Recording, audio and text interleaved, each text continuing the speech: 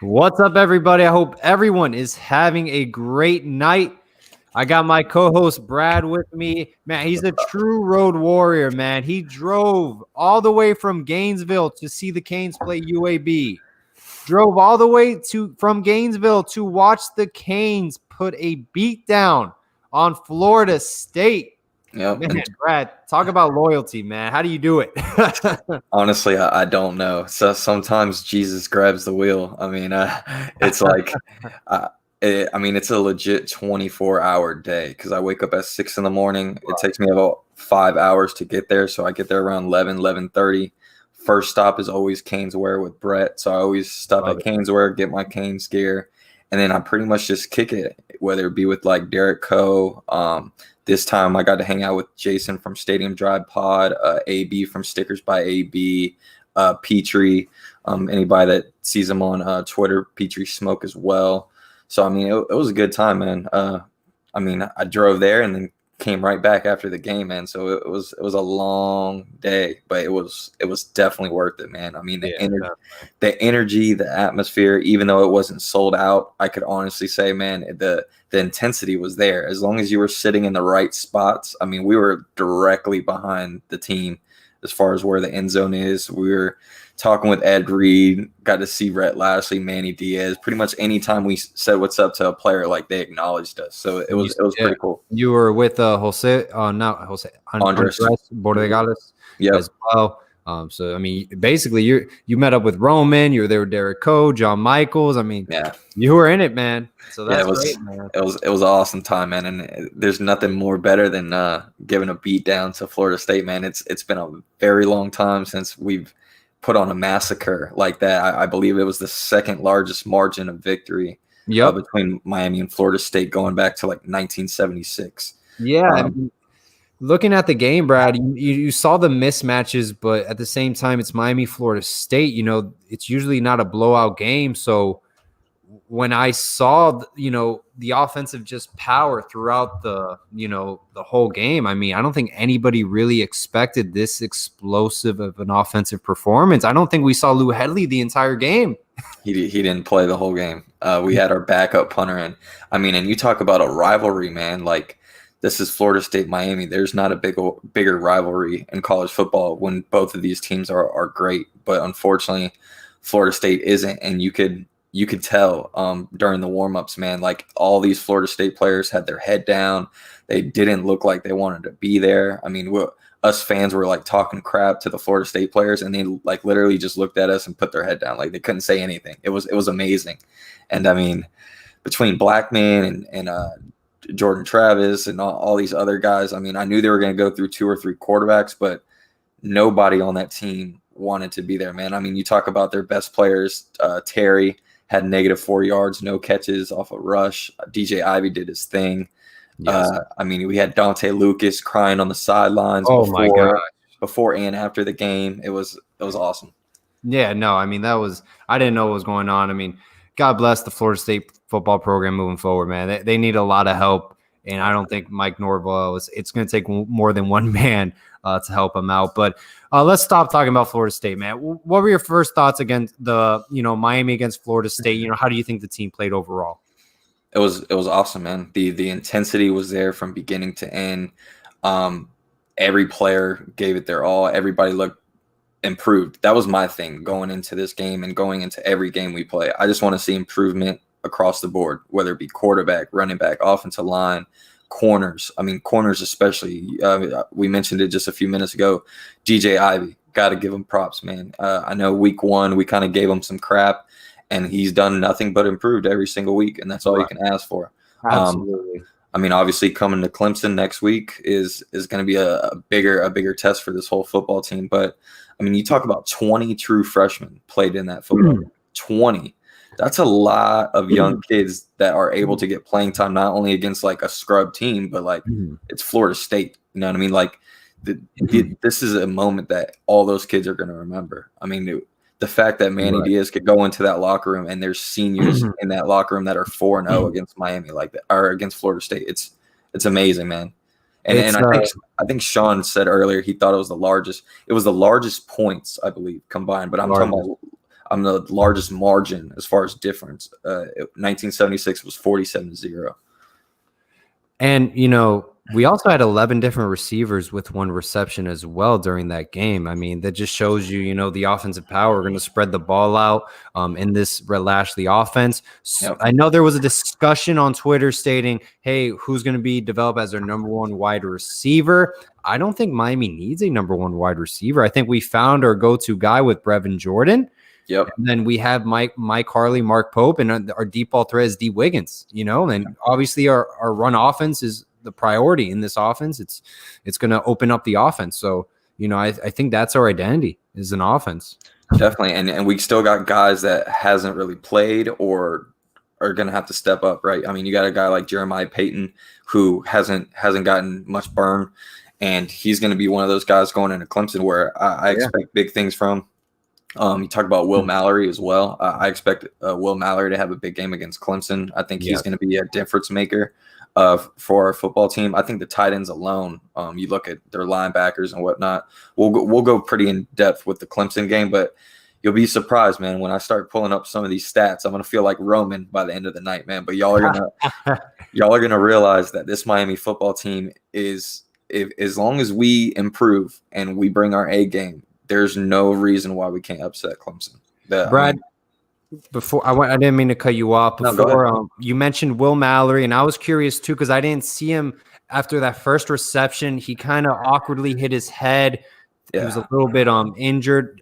Do you have a status on Will Mallory? Because I didn't see him much after that play, and I just hope he's okay. He didn't play the rest of the game. I know Amari Gaynor, who, by the way, is huge. That's one kid, especially I know he's at Florida State. I wish he would have came to Miami because Amari Gaynor's a big boy as a sophomore. But, yeah, he ended up hitting Will Mallory, and he didn't play the rest of the game. But from what I've heard, everybody's good. Everybody's healthy, 100%. Obviously, the only player that will be out against Clemson will be Gervin Hall for the first half. Oh, yeah, right. Exactly. And then Jalen Phillips, the fact that he was ejected the first half and was not able to play in the second half, he is good to go against Clemson. Now, Gervin Hall will be a key loss, but at least we get him in the second half. So someone's got to step up.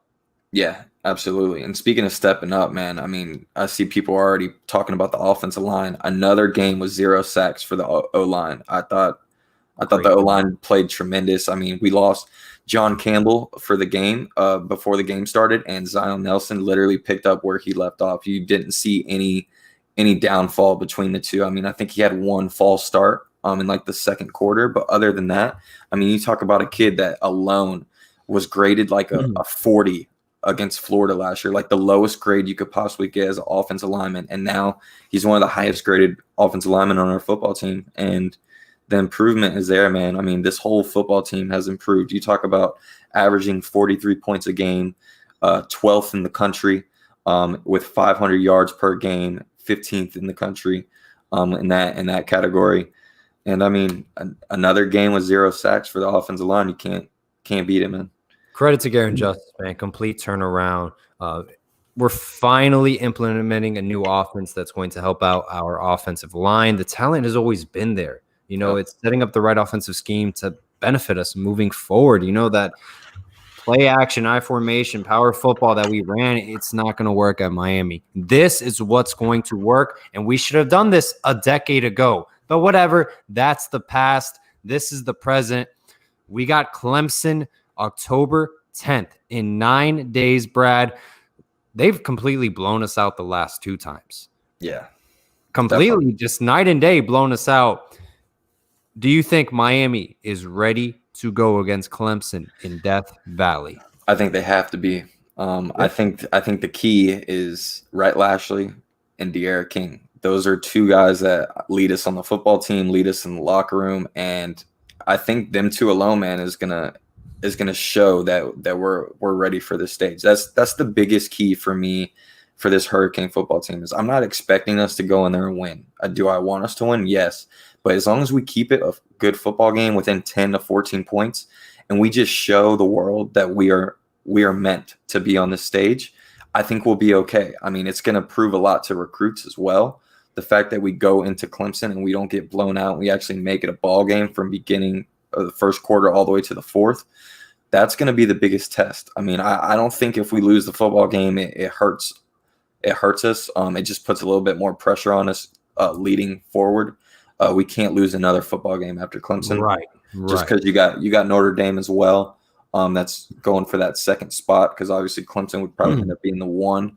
But yeah, man, it's looking scary, man. It's gonna be interesting how it shakes out. I think the offensive line has played amazing, but like Sean mentioned in the comments, the Clemson D line's a little bit different than what we faced. But if there is a year for Clemson to get upset, this is the year, man. I've dug really deep into a lot of their players on their team, a lot of stats, and Hurricane fans, I'm gonna start throwing out some stats later, and y'all are gonna realize that this football team is just as good as Clemson.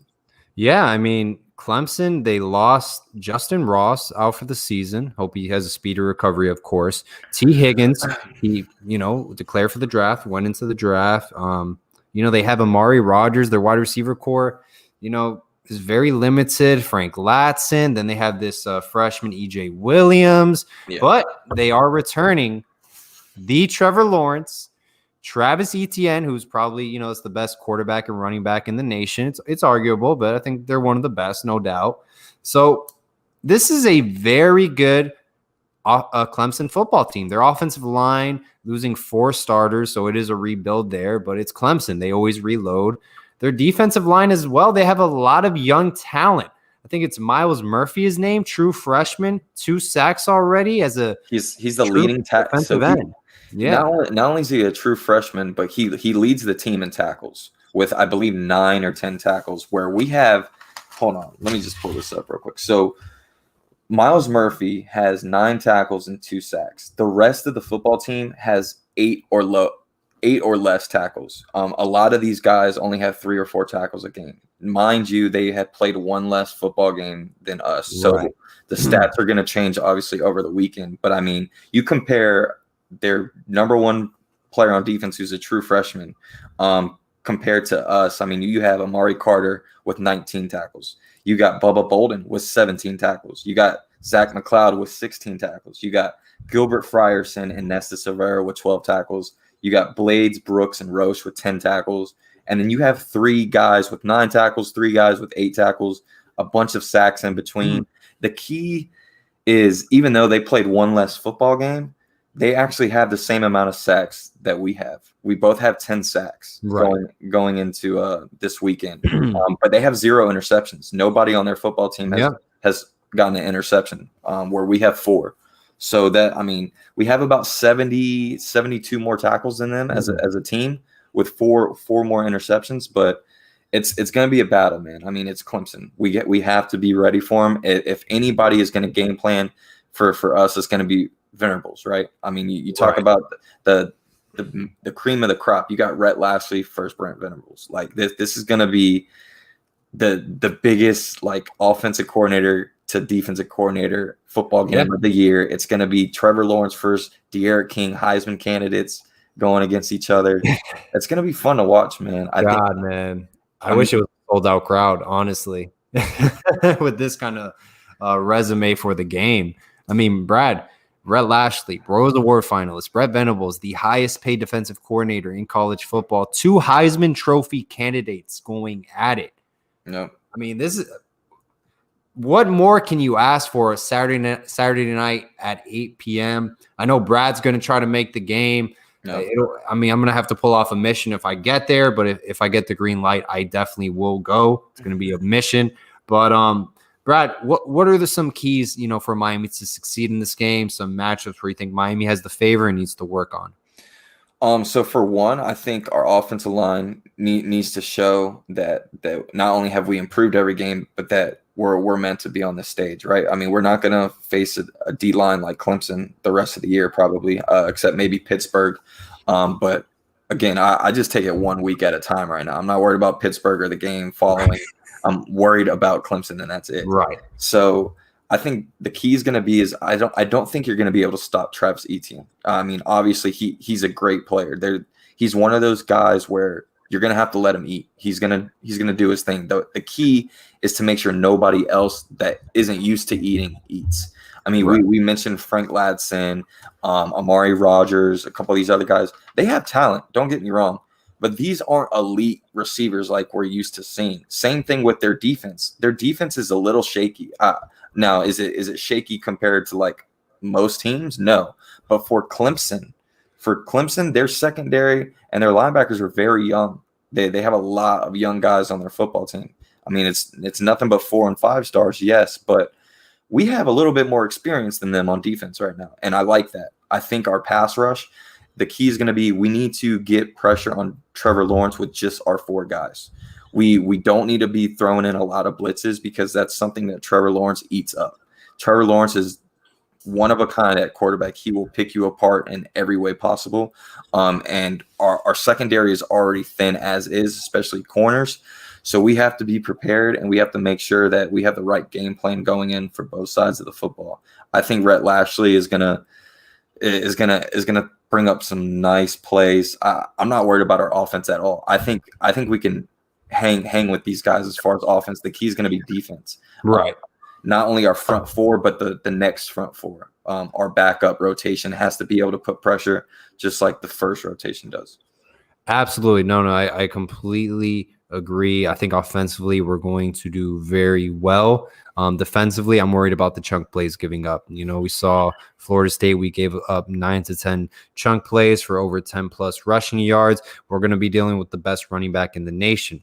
We're going to have to take care of him. And plus, not to mention, Brad, what a lot of people don't mention, Trevor Lawrence, he's a good mobile quarterback. They use him a lot in red zone situations, goal line situations. He's 6'6", 240. He's not easy to take down. But our defense has seen better as far as the running ability, right? I mean, we have Derek King, so our defense is already being able, and Mikael Cunningham. So, yeah, I'm not worried about that aspect. And I actually think so far UAB has been the best team we've played so far, from top to bottom, in my opinion. I think talent-wise on defense, UAB's had the best defense we played. And I think game plan-wise, I think UAB brought up a good game plan coming into it. And you saw that their quarterback got rid of the ball really fast, which is why we didn't have many sacks that game. But this is going to be the biggest test, obviously, of the year. I mean, we have to. My thing is are we okay losing this game and seeing them again in the ACC championship and kind of winning, or do fans want to win this game and then let's hope we don't see them again and then lose at the end? Right. I mean, it's very hard to beat a team twice. Miami did it against Florida State when they won the Orange Bowl, and I think we beat them the first game of the year as well. It could be wrong on the date, but Miami did beat Florida State twice, except this is a different animal. This is a much better team. It's modern day as well. So, it's going to be a bloodbath. I don't know. I think we need to clean up a lot of mistakes because we've been getting away with a lot of mistakes, specifically penalties. 80 yards. You cannot give Clemson 80 yards. That's unacceptable. Penalties and muff punts. I can't see Mark Pope back there anymore. I'm sorry. This is Clemson we're going up against. I need Xavier Restrepo. Gervin Hall obviously can't play the first half, but anybody besides Mark Pope. I'm sorry, but you've had your chance. You've had 2 chances already. I don't want to wait till third time. We're going against Clemson. This is a team where you cannot have any mistakes because they will execute off of your mistakes. You talk about Derek King. Anytime he's throwing the ball deep, there has been a couple times where he should have executed on some deep balls. And that's something against Clemson where when we take a deep shot at Clemson, we have to make sure we execute because we're not going to get many opportunities. Right. No, absolutely. I mean, you drop a pass that hits you right in the chest, convert on that, you got to take advantage of those opportunities, man. You can't be muffing punts because Florida State, if that was Clemson and Florida State shoes, they score on that drive. They take advantage of the opportunity and they're back in the football game. Mm-hmm. So it's the second time. I want to see Xavier Restrepo, obviously putting in a true freshman in a big game like this. Kind of does worry me. Any other options you can see at punt return, or are you all in with Xavier Restrepo? I'm not gonna lie, man. Xavier, I've talked to him a few times, and obviously watching his film in high school, the kid's built for this, man. He's not afraid of competition. He's not afraid of Clemson. You talk about the punt that Mark Pope muffed. He ran 20 yards to try and get get the ball in the air, which is something that you obviously don't do. Meanwhile, you got a true freshman in Xavier Restrepo who literally looks so natural picking up the ball off the bounce and taking it a few yards. But he just, in that one time he had at punt return, he looked so much more natural than what Mark Pope did. So I don't care if you're a freshman or a senior. You play the best players on the football team, and whoever gives you the best opportunity to do something, you put them in. So I don't think Mark Pope needs to be at punt return. I think it's something where it's a head thing, and it's got to do something with his head. And unfortunately, if you leave him in, it could cost us. And if you take him out, it could ruin his mentality a little bit more. But it's like at the end of the day, you got to put someone else in and give him the opportunity. I honestly would like to see Marcus Clark too. I know he's a true freshman. Yeah. Maybe put him at kick return first and see how he does. But even Jalen Knighton, I don't mind Jalen Knighton back there. Yeah. Shoot. I'm okay with pretty much anybody but Mark Pope right now at punt return. Yeah, I mean, you see the potential, you see the explosiveness. When he catches the punt, hey, I mean, I think he can be a solid punt returner, but you got to catch the football. You cannot turn the ball over. So I mean that's the key thing. If not, you cannot be a part of this offense because it will be successful without you moving forward. Yep. Brad, I wanted to talk to you about this. Bradley Jennings. How do you think he played against Florida State? I'm a big Sam Brooks fan. I think he's going to be very special. I'm waiting for him to take over. How much time are you? Maybe you like Bradley Jennings' performance so far. You're more patient.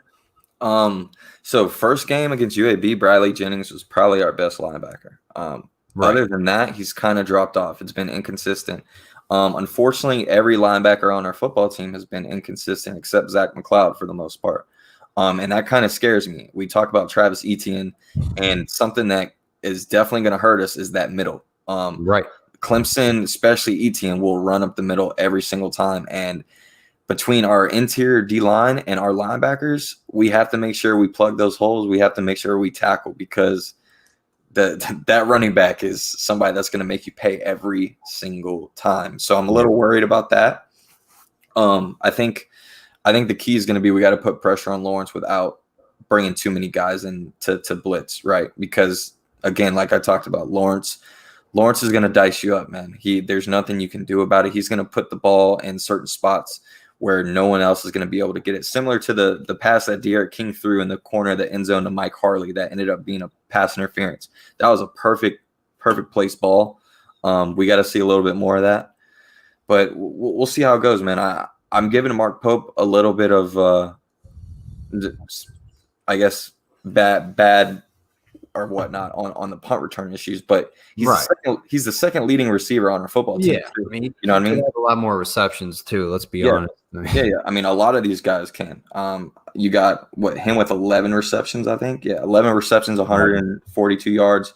We got like 4 or 5 guys with over 100 yards at receiver. So it's a committee thing. We don't need that one guy. I don't think we do, especially with the way our running game's been. Our running game is phenomenal, man. We got a 3-headed monster. I haven't seen a running back group like this since the early 2000s, man. Yeah, absolutely. I mean, 3-headed monster, Jalen Knighton, Don Chaney, who played exceptional against Florida State. They're both true freshmen, averaging like 5.6 yards per carry, which is very impressive. On top of that, Cam Harris is averaging 8.3 yards per carry, which isn't normal. That's not normal in college football. He's on pace to get over 1,500 yards. The kid is a stud. I can't wait. One matchup I am interested in is Frank Latson and DJ Ivey. They went to the same high school, South Dade Senior High School. Do you think that will be a matchup that Miami will have DJ Ivey cover Frank Latson? Do you think outblades? Because in a sense, Amari Rogers are going to put him at slot. They're going to put Frank Latson out on the boundary. So who do you think we got in that position? I could see Ivey handling that as well as Blades. I think the key is just to contain these guys. These are type of receivers where they're not elite, but they could definitely take the top off and score on one play. And I think the key is going to be to just hold these guys to the big plays, which is something that we've been able to do so far this year. There hasn't been a lot of big plays on us. One thing, Brad, that Clemson loves to do, and I saw this against LSU, they love those one-on-one matchups and have their receivers just jump up and grab the ball. Because Trevor Lawrence has a cannon. And when you dial up a one-on-one matchup with T. Higgins, whoever's covering him, it's over. It's going to favor Clemson every single time, especially with a slight little push-off that gets away with the refs. I mean, that's kind of Clemson's game, passing the football. And then they're going to give to your screen passes, your drag routes to Amari Rodgers, who is kind of Kadari from Florida, in my opinion. He's a very physical receiver, and he can take it the distance. So they do have some weapons, but they've lost a lot. So it's going to be interesting. And talk about another guy that ended up playing Florida over the weekend. That was Elijah Moore from Ole Miss. You talk about another kid that Miami missed out on. Man, Elijah Moore would have been real nice in this offense. Yes, Elijah Moore at Ole Miss, Anthony Schwartz as well from Auburn. Keep in mind, guys, Miami didn't offer these guys. They offered them, but they said, you don't have a spot in this class. You're not a priority right now. We're going after other guys. These guys are playing SEC football and are the best receivers at their respected programs. So keep that in mind. Hopefully that changes. I mean, Tutu Atwell as well at Louisville. I mean, we take all three of those guys. Miami offensively, I think the receiver room is at a much better position, Brad, moving forward. Definitely. And I mean, you talk about position rooms. Look at Clemson's running back room right now. We talk about DeMarcus Bowman, who just went into the portal. He'll end up probably going, from everything I've heard, he's either going to Florida, UCF, or Georgia.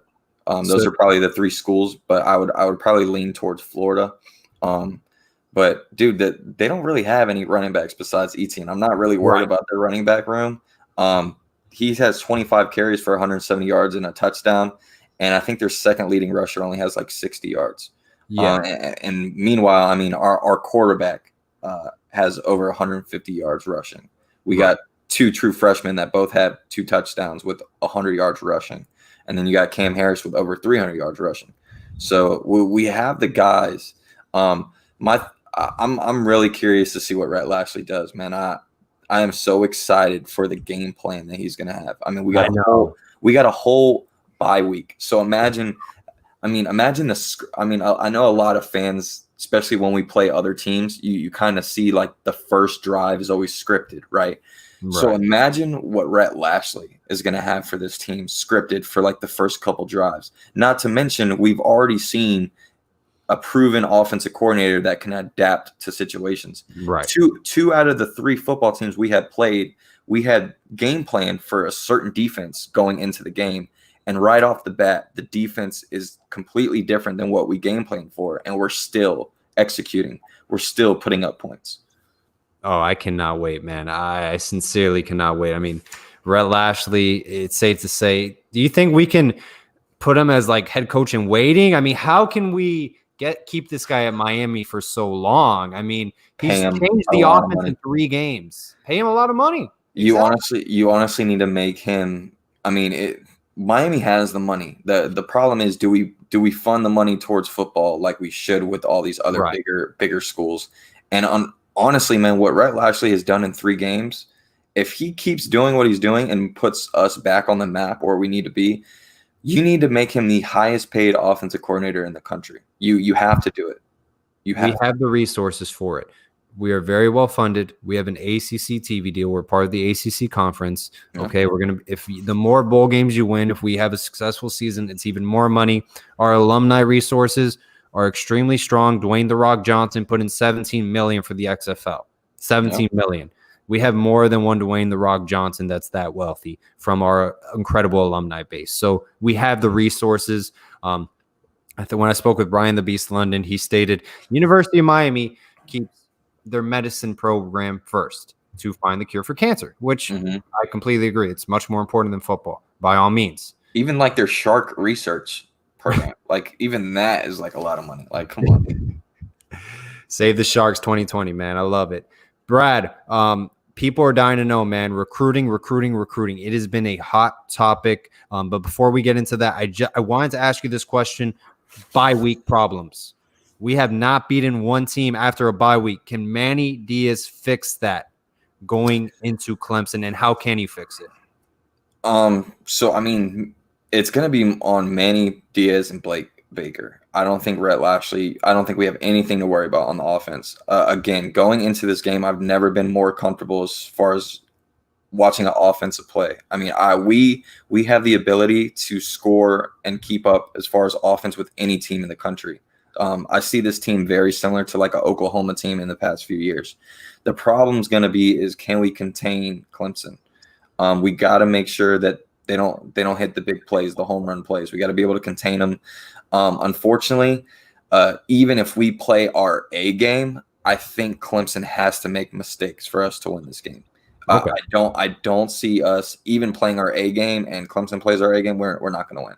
We got to find a way to have at least 2 or 3 turnovers.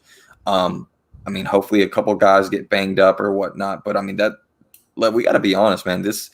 We can't go in this game thinking we're going to win, but at the same time, we need to go into this game believing we can win. Right? We need to go into this game thinking that we are meant to be there. I remember a couple of years ago, I drove 7 hours to Carolina for the ACC championship game, and I left at halftime. I saw this team warm up against Clemson, and nobody on the football team looked like they wanted to be there. Right. Where this year, everything looks different, man. When you got a starting quarterback who's a leader and you got an offensive coordinator who knows what he's doing, it's fun, man. And you could tell that these kids are enjoying it, man. They're having fun through this whole crisis. I mean, props to Manny Diaz, man. He not only dealt with the culture issue that we had in recent years, but he's also dealing with this COVID issue, right? We're seeing many teams across the nation that are having to reschedule games or lose certain players or having to not play the team that they're going to because there's COVID issues. We've done an excellent job of keeping that all in-house. And again, with this bye week, I told a few of my friends that we're in a Zoom call with every week, and this week they're not focused on Clemson. They're focused on COVID. I promise you that it's all about keeping kids safe and making sure that every guy on this football team is COVID free. Right. They're going to focus on Clemson Monday or Sunday or whatnot. I mean, obviously the coaches are already game planning. They got stuff for it, but they're telling all these kids right now, hey, stay 6 feet away, always wear your mask, stay inside. I mean, this is a hard week to contain these football players. Exactly. I mean, they're on their own. You're not going through the same reps and the same scenarios that you're going through every single week. So you're having to do something out of the ordinary for the first time. Brad, recruiting, always a hot topic. It just really heated up this past week. Maybe they're going a little extra harder with the bye week. I've heard Terence Lewis name. We saw a crystal ball from Amari Daniels. Yep. Tristan Lates of the U. I don't know where that came from. Jake Garcia, ineligible. I mean, what's going on in the recruiting world, man? Whoever you want to start with, let's do it.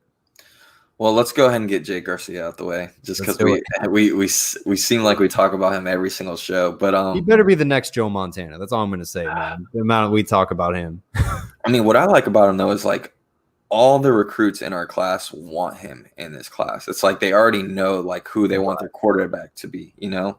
So that shows a lot. But I think at the end of the day, man, this staff kind of needs to just put him on the back burner and just kind of let it play out. I don't think you need to put all your focus on him anymore. I mean, I'm sure a couple coaches are still trying to talk to him and whatnot, but him being ruled ineligible right now, it's looking like he's going to go back home.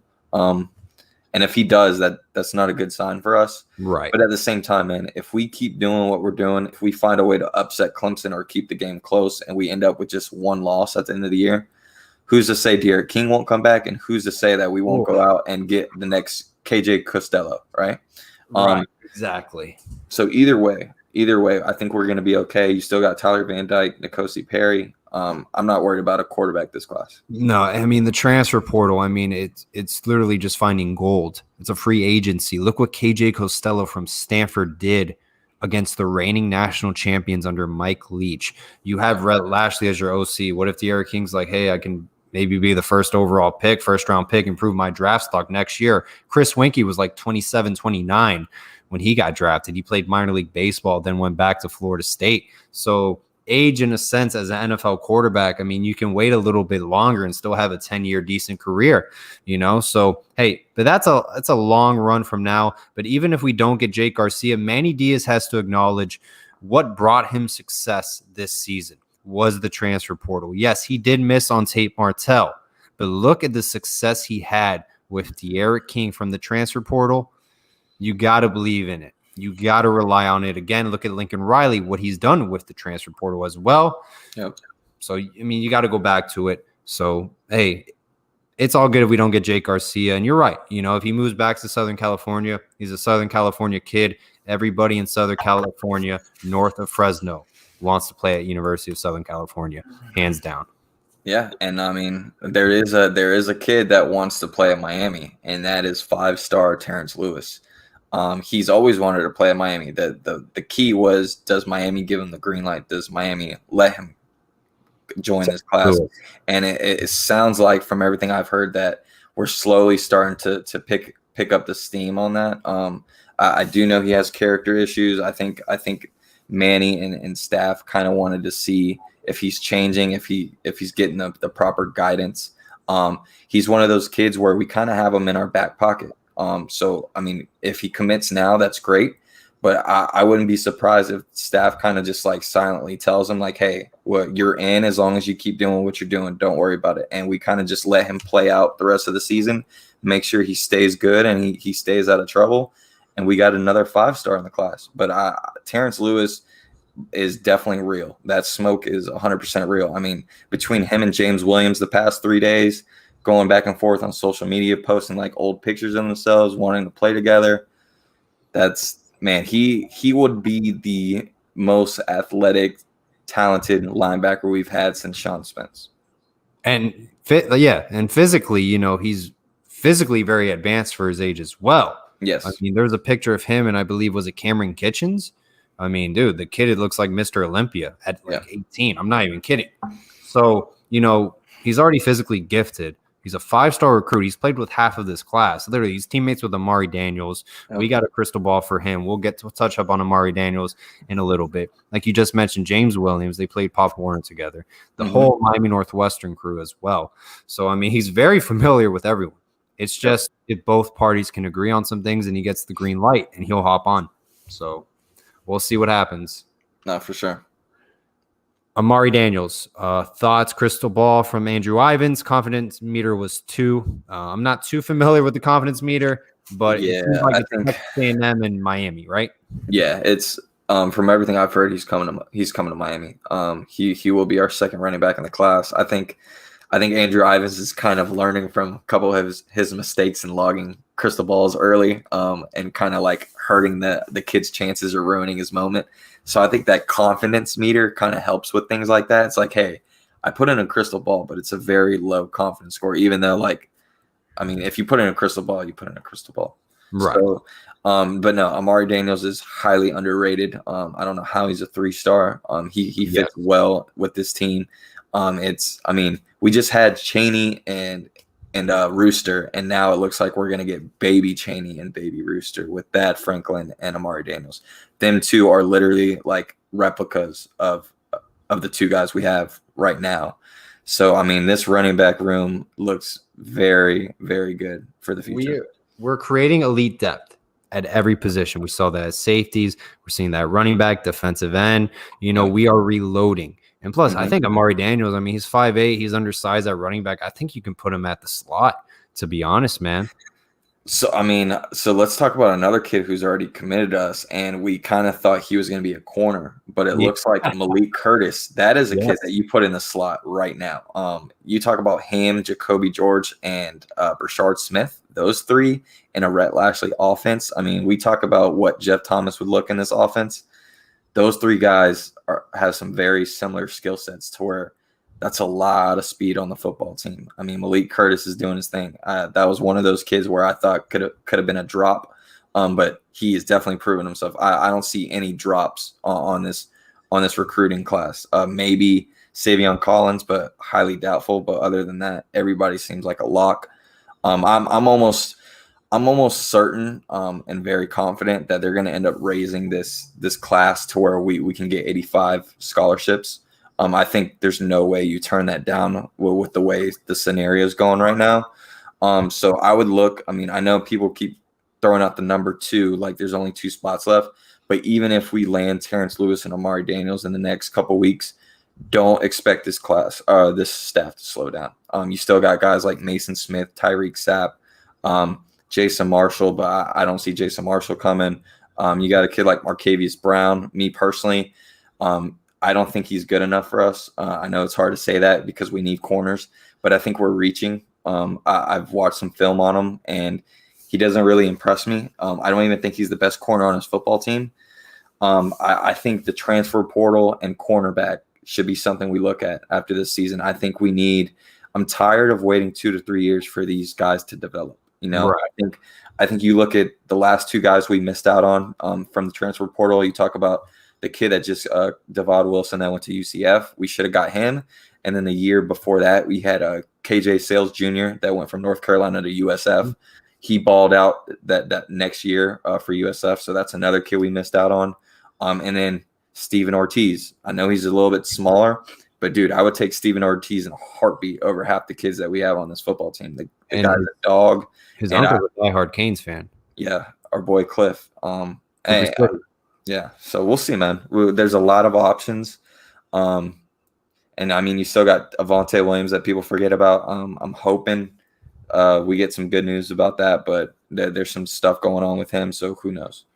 Absolutely. And you don't think Jason Marshall, that's done? It's a lock to Florida. It's over.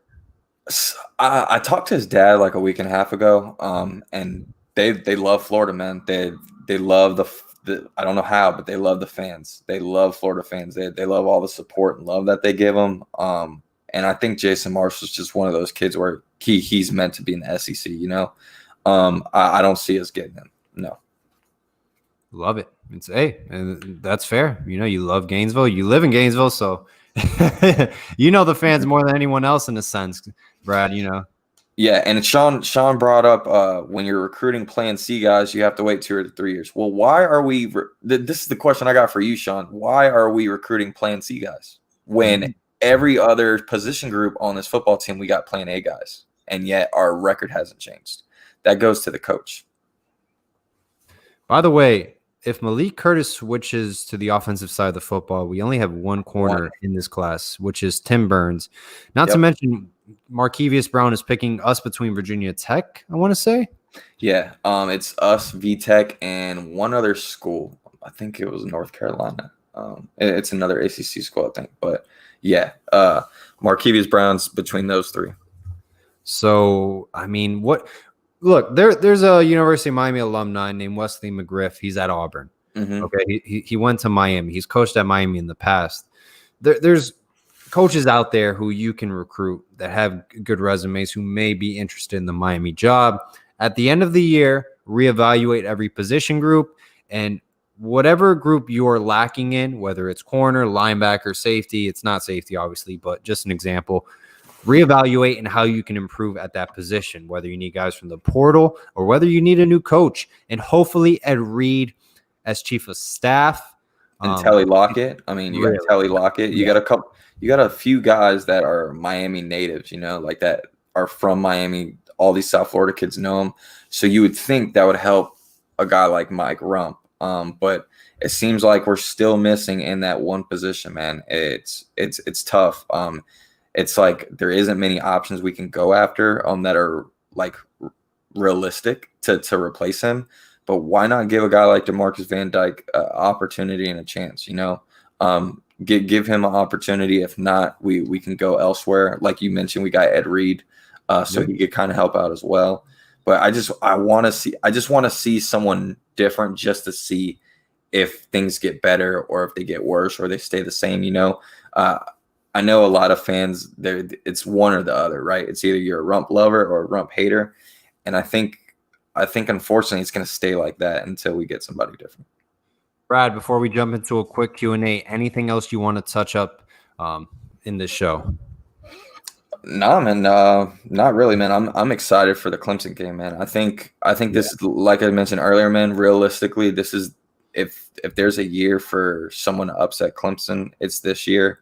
And if there's a team to upset Clemson, it's definitely us, man. We're one of the hottest teams in the country right now. I mean, you talk about Kirk Herbstreit. He said that we're a top 4 team right now, which is tough to do right now. I saw someone earlier talk about we barely beat UAB. Anybody that knows football and watched that UAB game, we ran 4 plays the whole game, and we still put up points, and we still beat them by, more than 17 points. And if you look at every other college football team that played their first week, we were still one of the best teams out there. So, facts.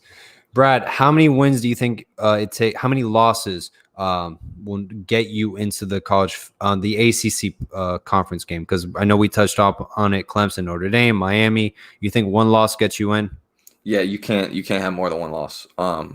I don't see us getting in with 2 losses. Not to mention, even if we have the same record as Notre Dame, I'm worried about that as well. We talked about that right when the schedules came out, right, where we realized that us and Notre Dame pretty much had the same exact schedule, but we don't play each other. I thought that was a bitch move. I think Notre Dame, I mean, that's a rivalry, right? That's a team where we want to play them.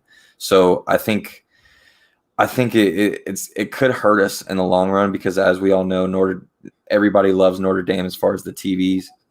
So we can't have the same record as them. How many spots does this class have left? 2? 2. Mm-hmm. Exactly 2. All right. Yep.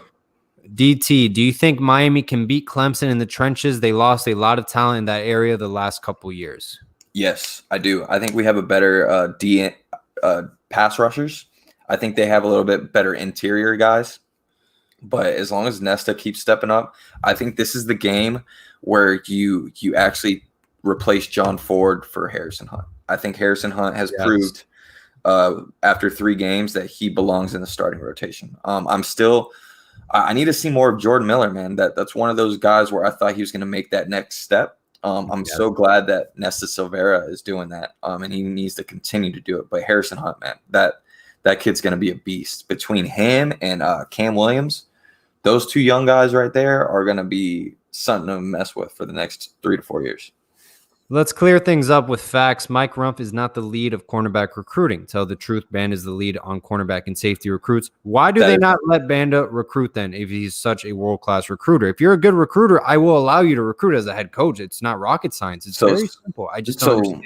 So that is true. The way the staff is, everybody has a section or a territory. And unfortunately, Mike Rumph's territory is very small. Not to mention, he's not the main guy in recruiting, even in his own position. Which, again, you Rump lovers, that should tell you something. It should flash something in your head where, man, this man coaches corners, but yet he can't go out and get corners. We have to get other people. We have to hire other people to not only do their job, but do your job.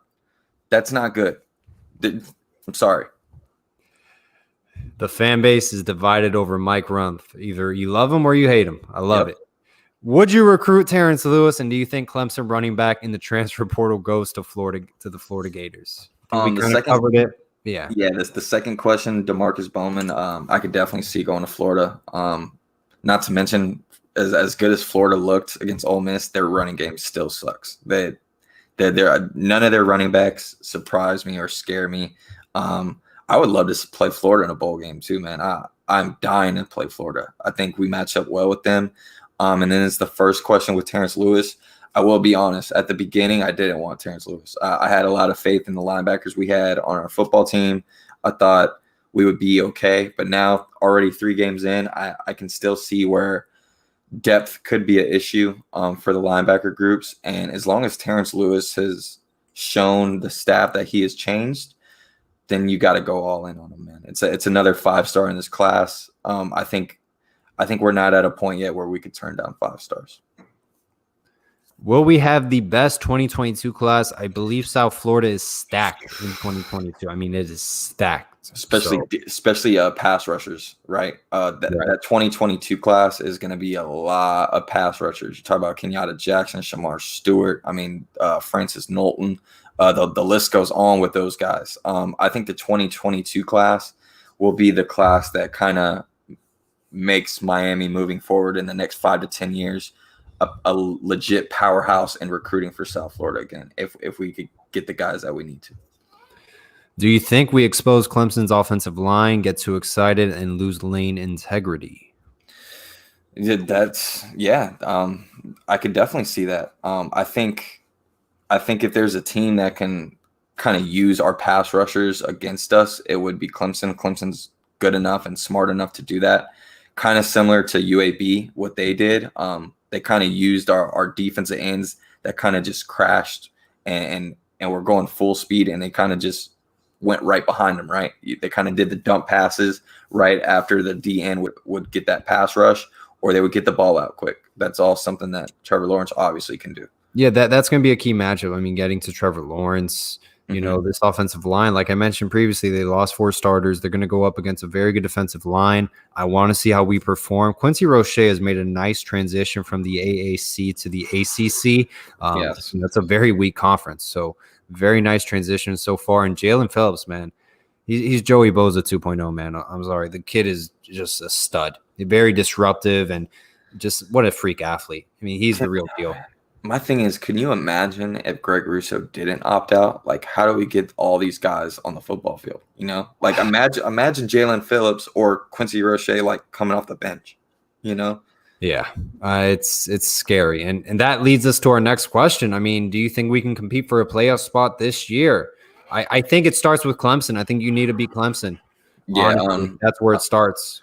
Unfortunately, we can't get carried away and look forward. I think this is the year where we have all the pieces. We just need to take it week by week, man. Don't worry about Pittsburgh. Don't worry about North Carolina. Worry about Clemson. Take it week by week, and we'll figure it out. We'll talk about the next team after we play Clemson. But I don't want to put too much hopes and pressure on the football team. But we just got to keep winning, man. Keep improving, keep winning. That's all I ask from every position group. Like, you'll see me on the timeline from time to time, either like come at like DJ Ivy or Mark Pope or certain guys. But the following week, as long as they improve, I don't say nothing about them. You know, that's all I ask for is improve every single week. Show that you're making improvement. 144 in the chat, man. Thank you, everyone, for joining us tonight. Thank you to my co-host, Brad, for coming on, man. The kid is a road warrior. I mean, he's a hard worker. He's driving from Gainesville to Miami for every single game. He's going to be at Clemson with Derek Coe. I mean, he's just a diehard, and that's the passion we love about Arcane's football, man. I love it, Brad. Dude, it's nothing. There's no better passion. There's nothing better than Hurricanes football, man. I mean, we have John Michaels on here all the time, and I got to hang out with him and Roman at halftime. And dude, you could John Michaels, like the first thing he'd even like say what's up to me. Like he just started like screaming. He's like, I want to put 70 on these. Like I can't say it on air, but man, dude, he was lit. It was awesome. It was great. And shout out to John for getting the new radio gig. I know right now it's tough to get on some radio jobs because it seems like the radio is kind of letting people go. But the fact that he just got on the biggest sports station for Atlanta, congrats. Absolutely. No, I mean, huge shout out to John Michaels. If you're in the Atlanta area, definitely give him a listen. I think he goes on from 6 a.m. to 9 a.m. Do you have the name of the radio station, Brad? Yeah, I can grab it for you right now. I think it's 580 Sports Fan, but let me make sure. Okay, yeah. And by the way, yes, Coach Packey as well. I've stated it for quite a while. I'm not satisfied with him as a recruiter or a coach moving forward. I think we should bring in a guy like Kevin Patrick or Michael Barrow, who both went to the University of Miami. I love Michael Barrow would be a good option. So it's 680 The Fan from 680 The Fan. If you're in the Atlanta area, 6 a.m. to 9 a.m. 680 The Fan. John Michaels has been hired and will be on that radio station, guys. Yes. But Brad, anything else, man? You got before we head off? No, man, that's it, man. I just obviously we'll do another show before Clemson and kind of break them down a little bit more, but. I'm excited, man. We got so much talent on this football team. I mean, we have key guys in key positions that are leaders. You know, De'Ara King, man, Rhett Lashley. I don't want fans to take these guys for granted, man, because these are two individuals that we need to appreciate like witnessing right now, because these are two guys that could honestly change this program for like the next 5 to 10 years, as long as we keep doing what we're doing. I love it. October 10th, 9 days from now, Miami, Clemson, primetime TV. Guys, it's always a pleasure to have you guys on. And God bless. Have a safe day. And always all about the U. Yes, sir.